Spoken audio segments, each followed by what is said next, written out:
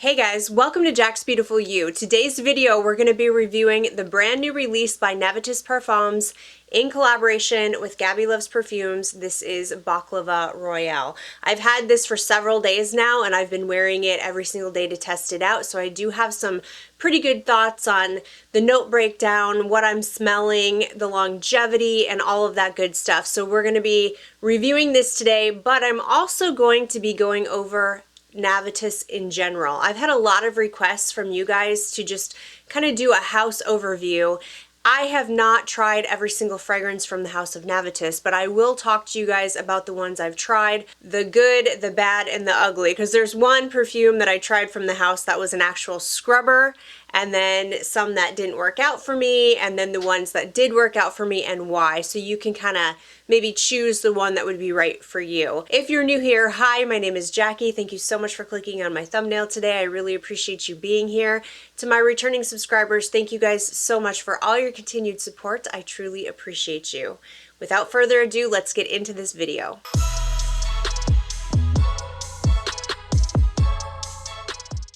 Alright, so I did purchase this as soon as the release date launched. This released in November, the last part of November-ish, I think. I can't remember the exact date, but I purchased it the day that it released because I watched Gabby's video about it, and when she was talking about the note breakdown, I was pretty sure I was going to love this. I'm a big gourmand lover. I love pistachio, I love almond, I love honey. Everything that's in this perfume, it seemed like, I don't really think there are any safe blind buys, but I like the thrill of a good blind buy sometimes, and sometimes I can tell by the notes that there's a good likelihood that I'm going to like the fragrance, and that's how I felt about this one. So I just blind purchased it, plus I want to support Gabby as well. This perfume retails for $170. I did get the discount though. There was a discount code pre-release and I used that, so I think I paid around 120 bucks for this fragrance, which for a niche perfume I don't think is that bad. I know it's not the most affordable thing in the world, but there are definitely other fragrances, niche fragrances out there that are way more expensive. This is an extrait de parfum and it is a 100 ml bottle. I really like the bottle. I think the bottle is pretty. I like the gold. It's like a really dark gold. There's a little bit of a sparkle to it, but not really. It's mostly like matte with just a hint of like a sparkle. It's really pretty. I'm looking at the Navitus website, and right now as I'm filming this, this is still in stock. So I'll leave Navitus's website in the description box if you want to check them out. So let's talk about the notes. The top notes, we have orange blossom and Italian bergamot. Heart notes, we have honey, pistachio, and grilled almonds. Base notes, we have amberwood, Madagascan vanilla, and Brazilian tonka bean. So all the notes that are listed in here are all notes that I enjoy traditionally.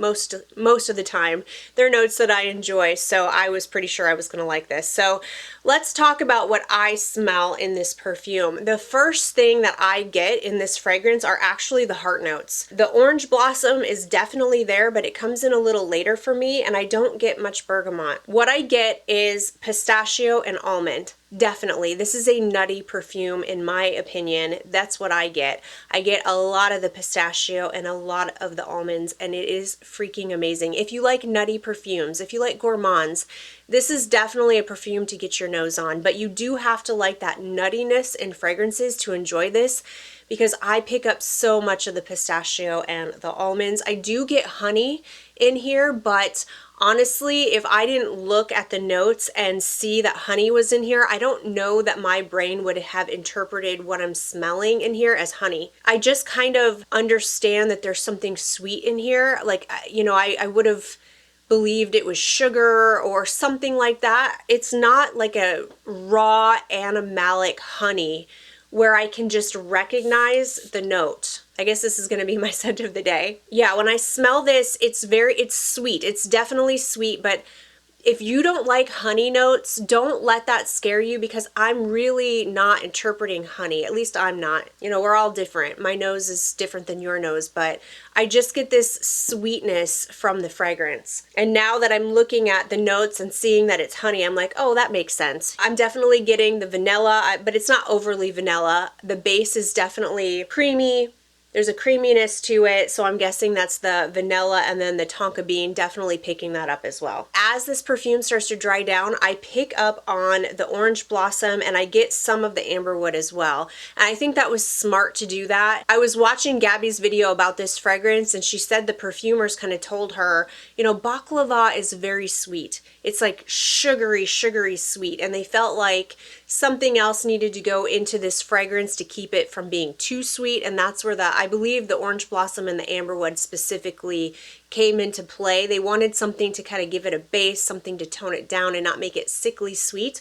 And I feel like they did perfect in here. So there is a bit of woodiness in this fragrance too, and some orange blossom. So not full on sweet in your face foodie gourmand, but it is pretty gourmand to me. I get more of the gourmand notes than I do the amberwood or the orange blossom. Those are just there kind of in the background to, like I said, offset the sweetness. That's what I'm getting. It is nutty, it is delicious, it smells like baklava. Now I know there are a couple of different kinds of baklava, but this smells like the baklava that has pistachio. I mean, I am getting so much of that pistachio and almond. So yeah, I love this. I think this is absolutely outstanding. It smells delicious. If you are a gourmand lover, the idea of smelling like baklava sounds good to you, if the idea of smelling like pistachios and almonds sounds good to you, if you like nutty perfumes, get your nose on this one. But I will say this is not a safe blind buy. And as you'll see while we go through the Navitus fragrances, I really don't believe any of them are safe blind buys, you guys. These are perfumes you need to test out. They speak to me because I am a gourmand lover and I love how this house mixes non-gourmand notes into their gourmands to kind of offset the gourmandness and make it more kind of semi-gourmand, more wearable. You know, that's my preference. And so I don't think the House of Navitus is for everyone, to be honest. So I think it's really important that you get samples of these fragrances and try them first. Don't blind buy them. They're not safe. So if you're wondering where you can get samples of Navitus fragrances, if you're in the United States, I know Greta has a website. It's called Siege GB, the Siege G by GB. I'll put it in the description box. You can check it out. Greta has a lot of Navitus fragrances that you can get samples of. You don't have to blind buy these. And if you live in the UK, Gabby has a website that you can go to. Obviously, she's going to have samples of this. Let's talk about performance. Performance of this is already good. It's already above average, and this is a new formula, and it's one that I just got. A lot of times Navitus fragrances are only moderate performing when I first get them, and they need time to sit, but as they sit, they get stronger and stronger with time. This one, however, is already pretty strong. I get really, really good longevity. The performance is moderate to good. It's not a beast, it's not a screamer that's just gonna fill up a room, but I can definitely smell this on me. There's a beautiful scent bubble around me, and this lasts me through my entire day. I truly think this is delicious, gorgeous. Congratulations, Gabby. This is absolutely stunning, and this literally makes me want to eat my own hand off. When I smell this, I'm a nutty, like I love nutty, sweet, gourmand perfumes, and this is speaking to me, okay? This is speaking to me, and it makes me hungry, and it makes me want to it makes me want to bite my own hand. All right, so now that we went through all of that, let's go ahead and talk about the Navitus fragrances that I have personally tried, and we're going to rank them from my least favorite. I even have a scrubber in here, guys. My least favorite to the middle to my most favorite, absolutely number one Navitus fragrance that I have in my collection. All right, in last place, this is my least liked Navitus perfume, and I am so glad I did not purchase a full bottle of this. I was this close to blind buying this perfume because it has nutty notes, and I'm a nutty, like I said, I love nutty gourmands, but this one was an absolute scrubber for me. This is Divine Aphrodisiac, and I am so glad I got a sample first, guys, because I genuinely could not stand this fragrance. Listen, for the most part, I love Navitus, okay? The house works out for me more than it doesn't, but I do have some that didn't work. And like, that's why I'm saying, you know, you can't blind buy these perfumes unless you're someone who just loves the thrill of a blind buy, or you're someone who wants to support one of the influencers. If that's the case, then hey, shoot, go ahead, you know, blind buy away. This perfume, top notes, has sesame, almond, some cinnamon. It has peanut and orris in the heart. And then in the base, it has coffee, praline, vetiver. These are all notes that I like. You know, on paper, this seemed like it was going to be like a safe blind buy. No. All I got from this fragrance was the peanut and the orris root that's in the heart. It was so strong, it was so overpowering, and I really disliked it. The peanut mixed with that orris, the orris was bitter, and the peanut just seemed thick, and it smelled like peanut butter. I love peanut butter, okay? I love peanut butter, but I don't want a perfume that I spray on that actually smells like I smeared bitter, unsweetened peanut butter all over me. That's what it smelled like on my skin. It was awful. I couldn't get this perfume off of me fast enough. Divine Aphrodisiac is in last place, and an absolute no for me. Okay, up next we have Raised Spirits. Now this one is ranking low because, not because I think it's a bad perfume by any means, but this perfume is very, very masculine leaning, and I'm really glad that I got a sample because I almost blind bought this one as well. I thought for sure I was going to love this. Like, I thought this was a shoo-in for me because there's caramel in the opening and caramel in the mid, which I love caramel. So there's caramel, pimento leaf, there's rum. I'm a huge fan of boozy notes. Then there's more caramel, brown sugar, sugar cane. And then in the base, there's tobacco, vanilla, cashmere wood, and oak, all notes that I love. This was a sweet perfume. I definitely got caramel. I definitely got the rum. And it had a little bit of a spiciness in it from the pimento leaf, I remember, which I really enjoyed. So it was sweet and caramelly goodness with some tobacco, but the oak and the cashmere wood, it was extremely woody, and on my skin, the oak just came through super strong, and it was so masculine leaning that I didn't enjoy it. Now, again, I don't think it's a bad perfume whatsoever. It's definitely worth checking out, but I think this perfume is for someone who, for the ladies out there who enjoy, you know, unisex to masculine leaning fragrances, definitely get your nose on it because it's a really good quality fragrance for sure. Or if you're a man, you know, I would say definitely check this out. I do know lots and lots of people who enjoy this fragrance, so, you know, if it sounds good to you, get your nose on it, but it's not for me. Okay, up next we have Kind Intentions. This is in collaboration with Paulina Shar. And this one I had a sample of because I really wasn't sure how I was going to feel about it. This has a marine note that, and sometimes marine perfumes don't work out for me, sometimes they do, but this definitely was not a safe blind buy for me.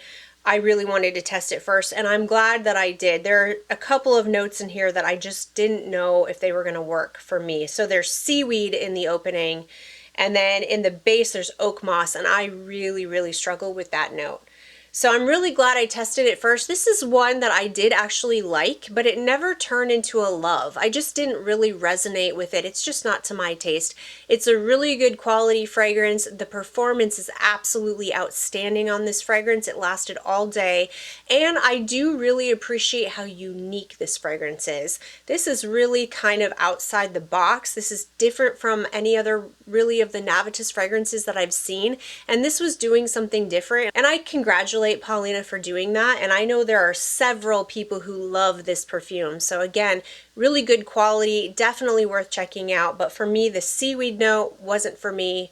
It had too much of a marine feel in the fragrance, and I didn't like that. And then I could definitely make out the oak moss in the base of the perfume, and I just don't get along with that note. So it wasn't a fragrance to my personal taste, but I definitely think if that sounds good to you, you should definitely check it out. Okay, up next is Siesta Drive. This perfume is absolutely fantastic. The only reason why I don't own a bottle of it is because it is very masculine leaning. However, my husband has a decant of this perfume, and when he wears it, I go a little crazy, okay? I absolutely love this fragrance on him. It smells so, so good. So again, all the men out there who are watching this, definitely check this fragrance out. And if you're a woman who likes kind of more masculine leaning fragrances, definitely check it out. I absolutely love this fragrance on my husband, but I can't wear it. It is so masculine leaning. There's lots of lemon. There's Sicilian lemon, there's bergamot, there's lime. It's very citrusy. It's very fresh smelling. There's orange, there's ginger, there's grapefruit, there's more lemon in the mid. There's lemongrass in the base, so it is very citrusy. And then there's some aromatic touches as well in here. It is just so good. It's citrusy, it's fresh, it's a little aromatic. I don't know what it is about this fragrance. There's like a sex appeal to this fragrance. I'm not really sure what's in here that's causing that. Performance is amazing. When my husband wears this, it lasts on him all day. And when he wears it, I recognize it immediately because I love it on him so much. And I swear it is so sexy on him. When he wears it, I'm like, how you doing? So yeah, definitely check out Siesta Drive if all of that sounds appealing to you, if that sounds like your vibe. I absolutely love it. All right, guys, the next 7 that I have to talk to you about, I actually own. I've purchased all of them with my own money except for one. One was sent to me in PR. I'll tell you which one when we get there. And all of them were blind buys except for one. One I tested first, so I took a chance on these fragrances. But like I said, when I look at the notes of some perfumes, sometimes I just know or have a really good feeling. Sometimes I'm wrong.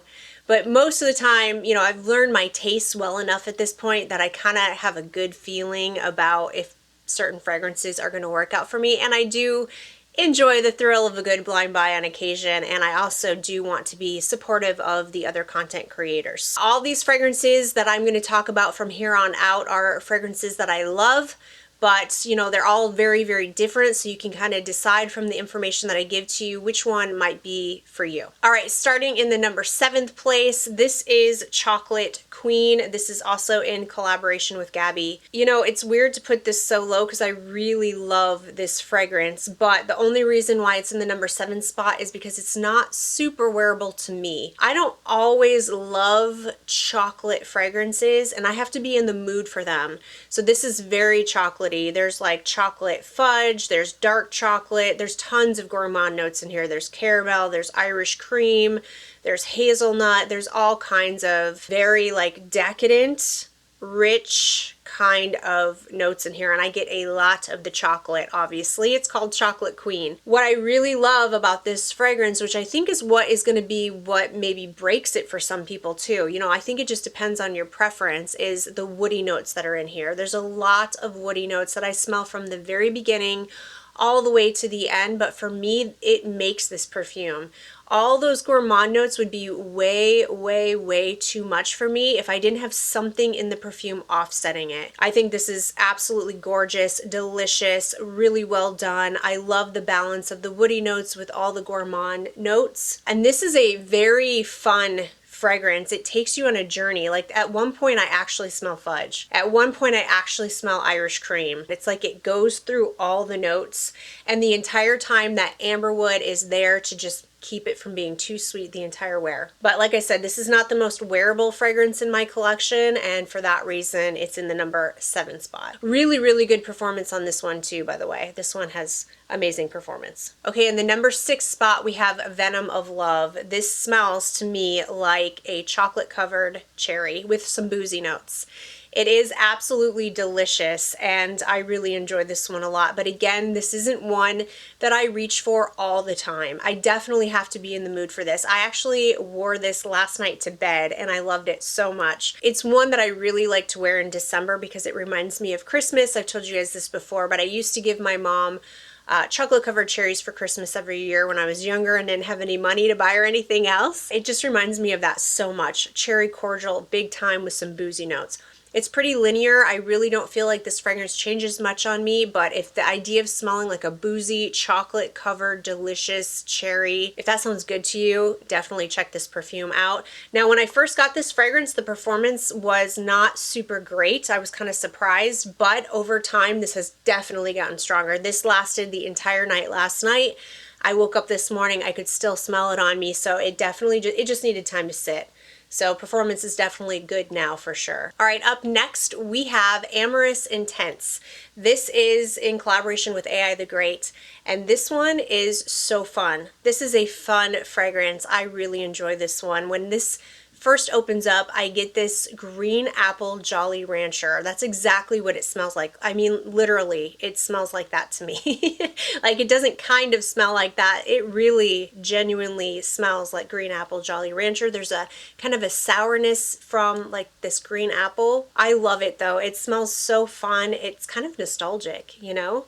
It kind of reminds me of my childhood a little bit. And then the pear starts to really come through on my skin. The apple kind of goes away and fades into the background. That green apple Jolly Rancher doesn't last very long on me. I start to get a lot of this like fresh pear. And then I get a lot of the caramel, and then I get a lot in the base. I get a ton of this very airy, light whipped cream that kind of makes the whole fragrance feel airy. I feel like it would be a fragrance I could wear all year round. And I think it's so fun. I really love this one. The performance on this one is still just moderate. This has not gotten super, super strong, even though this is an extrait de parfum on me.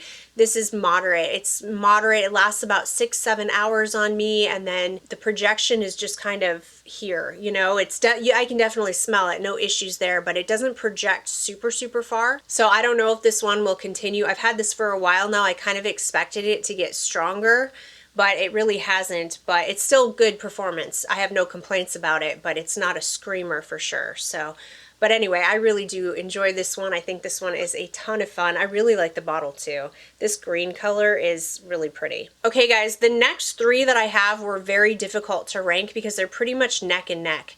I mean, if there could be a tie, you know, these probably would be tied, the next three. The one that's in the #1 spot is definitely in the #1 spot. Like, I knew for sure that that was #1.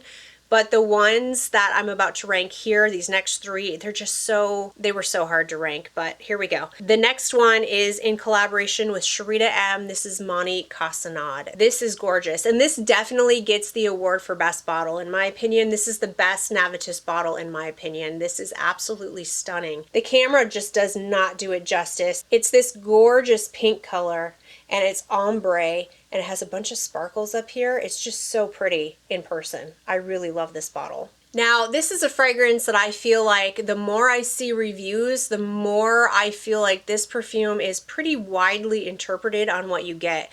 I've seen some reviews that were pretty opposite of what I get. I've seen some comments of people saying things that are opposite of what I get, but I've also heard feedback from people who are getting the exact same thing that I'm getting. So this is just one of those, I think this is just one of those perfumes that is kind of widely interpreted. I'd say definitely get a sample of this, even though I personally adore this fragrance. It's just one that you should probably get a sample of because I think it's being interpreted differently by a lot of different people. So here's what I get. In the opening, the first thing I get is the vanilla ice cream. I don't get any of the bergamot in this fragrance, but I get a lot of vanilla ice cream, and specifically I get vanilla bean ice cream. And I didn't know what vanilla caviar was when I did my review of this, but I found out later it's the beans in the vanilla pod, and or the seeds in the vanilla pod or whatever.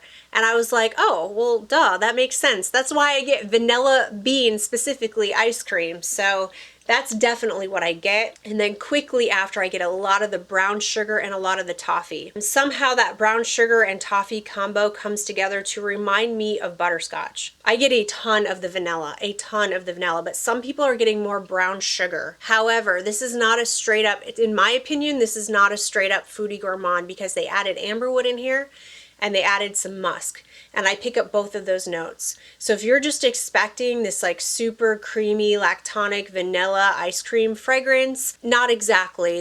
To me, this is way more interesting than that. Not that there's anything wrong with vanilla ice cream, but to me, I just personally really love how they added the amberwood in here to offset all the sweetness. Otherwise, to me, this would just feel like such a thick, sweet gourmand that I could only wear in fall and winter. But because they added the musk, it really lifts it, so it makes it airy. It's not too thick, it's not too dense, and then that amberwood comes in. I smell a lot of the amberwood. There's a woodiness to the base of this fragrance that I really pick up on that offsets all the sweetness, and I think it's absolutely stunning. When I first got this was moderate performance, but this is definitely getting stronger. I wore this, I haven't worn it since I got Baklava because I've been testing Baklava, but the longer I was wearing this fragrance, the better the performance was. No issues with the performance on this one at all. Lasts on me all day, and I've been getting compliments on this one as well. I really feel like this is a compliment getter. It's delicious in my opinion. All right, in the #3 spot, we have Ambrosia Imperiale. This is in collaboration with AI the Great, and this is a fragrance that I tested first. This is the only one I didn't blind buy. I tested this one first. I honestly, when I heard about it, didn't think that I would like it. Not because I don't love banana perfumes. I absolutely love banana perfumes. I absolutely love gourmands. I loved the banana, the caramel, the sound of the cinnamon, the rum, all of that sounded amazing to me. But there is Davana in this perfume, and Davana traditionally is not a note that I love. It usually ruins fragrances for me. So I wasn't about to blind buy this one. I got a sample from Greta's website, and by the end of the night, I wore it out to dinner. By the end of the night, I was ordering a bottle of this because I loved it so much. It is so gorgeous. I love this perfume. This smells, I do get the Davana note in here, but it's not, it doesn't ruin the fragrance. It just kind of gives it something else. You know, it gives it some character. It's not overly sharp. It's not green. Or it is green, but it's not too green, you know? It's blended really well in my opinion, so it doesn't bother me. There's a lot of saffron in here. I pick up a lot of saffron, so you do have to be a fan of saffron. This is the way that I love gourmands. I love foodie gourmands, okay? I do, sometimes.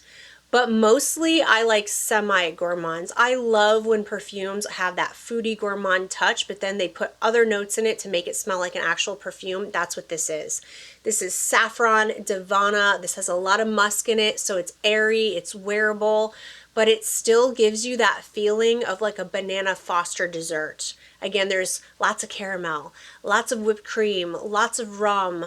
There's some cinnamon. Yeah, it smells like a banana dessert, but made to be in an airy, wearable perfume way. It's so well done in my opinion. This is exactly how I love my gourmands. So gorgeous. I get lots of compliments on this one. I feel like this is really, really sexy. And I love the fact that this is so wearable that I really feel like I could wear this all year round. There's really no season that this doesn't fit. I wore this in the dead of summer in the heat. It smelled amazing and it wasn't suffocating, but I can wear it now that it's cold and it still smells really, really good. Amazing performance on this. This is really good performance. It lasts all day and I can definitely smell it on me. There's a gorgeous scent bubble. Really, really enjoy this one. In the number 2 spot, we have, in collaboration with Karina from Dear Makeup Diary, this is Miel Extase. Now this one I did receive in PR. I was planning on buying it anyway though. I didn't know I was getting it in PR and I was about to purchase it, but then I got a message from Karina saying she was going to send it to me and I was like, oh, okay, cool. I was going to buy it anyway because this definitely sounded like it was going to be up my alley. I'm a huge fan of honey. This is honey, Miel Extase, Miel. This means honey ecstasy. Definitely lots of honey, and that is the star of the show. And I definitely recognize it as honey, not just something sweet, you know? It's honey, but it's not animalic honey. It's not, yeah, it's not, this is so good. It's not animalic honey. It's just this smooth honey, but honey is definitely there, so you definitely have to like that. There's lots of apricots in here as well. I definitely picked that up, so you do have to be a fan of apricots. This is boozy as well. There's some rum in here. I picked that up as well. So you do have to be a fan of boozy, like boozy, sweet, honey gourmands. There's some chocolate in here, which in the base, I do pick up a lot of chocolate. To me, this fragrance is the most, is that true? I don't know if this is the most gourmand because this is very gourmand. This is very gourmand. Usually they put other notes in the fragrance to keep it from being like straight up gourmand, but to me, this smells straight up gourmand. I feel like you really do have to be a gourmand lover in order to love this. I don't really smell anything else that's not gourmand in this fragrance. This is the best performing fragrance out of all of them. This one is a beast. If you're looking for a strong gourmand fragrance, if you love honey, apricot, rum, chocolate, definitely get your nose on this one. All right, guys, and in the number 1 spot, I'm sure you guessed it, it is Baklava Royale. You guys, this, I didn't want to go too on and on about how much I loved it too much when I first reviewed it in the beginning of the video because I didn't want to give it away. But guys, this perfume is hands down, okay, I love all these other fragrances, okay? I do. All 7 of these perfumes are true loves for me, but this one takes the cake. When I smelled this perfume for the first time, I sprayed it and it was an immediate like, oh my God, do I love this. This is so freaking delicious. Now this is pretty gourmand too, although like I said, the orange blossom and the amberwood is there in the background to kind of offset it a little bit. Without it, I think it would be too sweet, but mostly this is gourmand. So, and again, you really have to like nutty perfumes to like this, but oh, the pistachio, the almond in here, it is delicious. It smells like baklava and I freaking love it. I freaking love it. This is my #1 favorite. Congratulations, Gabby, because wow. All right, you guys, that's it for today's video. I really hope this was helpful. I know there's a lot of new releases coming out from the House of Navitus and it can be a little overwhelming. And it's like, okay, which one is for me? So hopefully my description of these and all of that is helpful so you can pick the right one for you depending on your own personal tastes. If you did like this video and you found it helpful, please give it a thumbs up. Don't forget to subscribe to my channel and don't forget to let me know in the comment section what you think of these fragrances. Have you tried them? What do you think? What is your experience with these fragrances? I think that's helpful for other people as well to see that because I'm only one person. I only have one opinion. I only have one nose. So drop your comments about how you feel about these fragrances, good or bad, in the comment section so other people can see and make decisions based on that as well. I hope everybody is having an amazing day and hopefully I'll see you in my next video. Bye!